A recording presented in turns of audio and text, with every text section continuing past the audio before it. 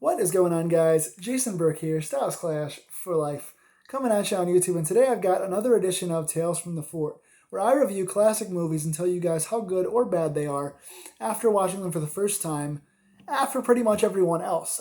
This is my fourth and final review of the day that I'm recording here. I have put up 3 previous videos. I'm doing this all October long. I've got my 31 movies that I'm watching for Halloween. I always do 31 films in October at least. And of those 31 films, 22 of them are first-time watches. Some newer movies, some classics I'm watching for the first time. And I'm going to try and review at least most of those 22 first-time watches this October, at least the ones that stand out to me being worthy of review. And I just did 3 other videos on my channel. So if you guys have not seen my reviews for Bad Moon, Teeth, or The Last Shift, go back and watch those on this channel. But I'm bringing you guys another one that's fairly recent today on this review. And that is another film by director Anthony DeBlasi. You guys have heard me now talk about him on my channel twice. I've got a review sometime a year or two ago of Extremity, which is a really underrated, fun haunt horror from I think 2018 that's up on Shudder right now. Go check that out. Really fun movie. Also, he was the director and writer for the film that I reviewed as my last upload, which was The Last Shift. And both Extremity and The Last Shift are extremely good. I really enjoyed both of those a lot. I love Anthony DeBlasi's work. He's one of the better indie film directors that I've seen come around in a while. I'm really following him closely, really enjoying his work. So I wanted to review another one of his from 2015, the film that he did right after The Last Shift, called Most Likely to Die. This was on my Netflix queue for a long time, but it disappeared before I could watch it, but it popped back up recently on Tubi, and I figured since I'm a big fan of this guy's work, I might as well check out this 2015 slasher. The runtime is only about an hour and 20 minutes, so it's a very svelte 80-minute film, very quick moving, easy watch, and overall, I really enjoyed it. It is written by Laura Brennan, directed by Anthony DeBlasi, and starring Heather Morris, you guys might know from Glee. She was Brittany S. Pierce on Glee. Love her on that. Perez Hilton, who you guys know from various internet things, YouTube and all the different social medias, the socialite Perez Hilton. Not Paris Hilton, but Perez. And Chad Addison.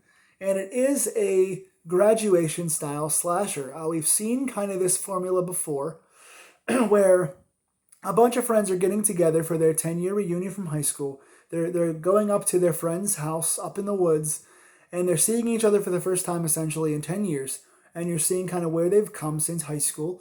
And as they get together, they find that one by one they start getting picked off and killed in manners befitting which they are voted most likely in high school. So somebody is taking their most likely to succeed, most likely to whatever, most likely with their pictures, and is killing them based on what they're most likely to do. So it's one of those things where they lead you to believe the entire time that it's the kid they bullied in high school who's come back to kill all of the popular jocks and cheerleaders and stuff that bullied him and getting his revenge 10 years later. We've seen this many times in the past, but I think it's always a fun watch. It's formulaic, but I tend to always enjoy these. Thinking about like Slaughter High, that's the most famous one. Valentine is like that. There's so many other ones. I can't even recall them all right now. Prom Night's another example of it. There's so many of these films, and this film does follow that formula pretty heavily. This film is definitely not quite as original or as tense as Extremity or The Last Shift, but the subject matter is a lot lighter. And again, for an 80-minute film, there's some pretty big positives in this. Number one, I enjoyed the acting of the cast. While it wasn't exactly phenomenal acting or anything to win any major awards, it was quite a fun acted thing. I think Gary Busey's son, or relative of some sort, was in this as well. He was like a janitor, kind of a groundskeeper character. He was playing an old creep who you kind of thought might be guilty for a while. Heather Morris, again, Brittany S. Pierce. Good to see her in a lead role. She's an underrated actress, and I really enjoyed her in this. Perez Hilton was kind of your comic relief. He was your alcoholic, loud, screeching, kind of overly scared character. I liked him. You had a lot of tropes in this. You had the old jock turned movie star who came back. He brought the kind of airheaded model who was looking for something. You had a lot of tropes, but they all acted their parts really well. It was a very pleasing cast. The dialogue was written well. I think Laura Brennan did a nice job with the dialogue. They all felt like friends. They all felt like they had a past together. And you come to find out they've all grown and changed in some ways and stay the same in other ways. So in something like this, you want the cast to have chemistry and feel familiar with each other, and they did that. So the writing was pretty solid here. I also loved the killer, the graduate. It was a nice progression. In a film like this, you always want something to be unique about the killer. You're looking for unique things in a film like this because it's been done so many times, and The Graduate was kind of unique. He was called The Graduate in the writing of it, in the IMDb page and all that stuff, but he wasn't referred to by any kind of name in the movie. But The Graduate's cool because he has this mask that's made up. It's a kind of almost a sheer mask, but it's made up of all the different writings and yearbook articles and yearbook pictures and superlatives, cut and pasted, all these newspaper headline things, cut and pasted into this really dark mask that reminds me of a mask that I had made for a photography storybook that I wrote. So it's kind of similar to the style that I wanted mine to be in.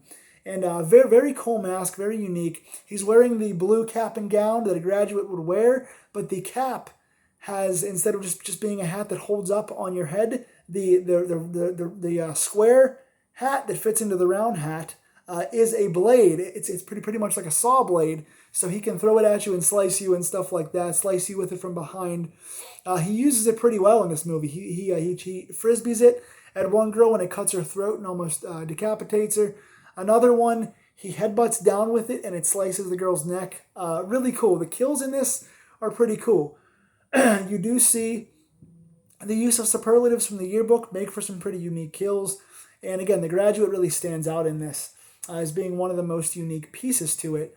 The mystery wasn't all that gripping to me because they made it so obvious that it was going to be the high school person. I'm going to get into spoilers in this because it's hard when you're talking about a murder mystery like this. It's hard not to spoil it. So if you haven't seen it, I will say that I enjoyed the environment. We had a nice hot tub. We had some woods. We had a cabin. All the locations were very nice. We had some nice camera shots. It looked very clean. The color grading was nice. We had a couple of blue hue scenes. The coloring changed as it went on along in the movie. So I enjoyed the coloring. I enjoyed some of the camera shots and stuff like that were really well done. And again, the acting was familiar. It was nice. But to get into spoilers, it was not the high school guy. Basically, the story was the high school guy brought a gun to school because he was being terrorized by these kids. And they put like a most likely to die picture of that kid in the yearbook. They hijacked his yearbook picture and it made it out into print. So the kid brought a gun to school and got expelled and went to juvenile hall and became kind of a rough kid in a rough area. But what really happened was one of the other kids, one of the friend characters, found the kid out in San Francisco. They reunited by happenstance and became friends. And when one of the main characters told the kid they used to pick on that they planted the gun in his locker, that the kid went and killed himself. So the kid found out that they were the ones that planted the gun in his locker. He didn't bring the gun to school, and he went and killed himself because they ruined his life. He had a rough life after that. He was always picked on, and he killed himself. So the guy that became his friend felt bad because one of the main characters told him to do it, and he did it, and they ruined his life. So this kid now, who became friends with the outcast, comes back to their reunion to try and kill all of them and get vengeance for the outcast character. It's hard to refer to all these guys without using names. But basically, he tells a couple of the characters, I'll keep you alive. You can stay alive and I won't kill you if you come back to the big reunion tomorrow night and kill all the jocks and cheerleaders and kind of kill the whole class with me.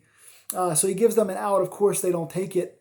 There's also a nice subplot story where Heather Morris's character, she's a poker player now, and she can never really win a bracelet at poker because she's too nice. She has no killer instinct, so that plays into what happened to her in high school, and if she's going to become a killer at the end.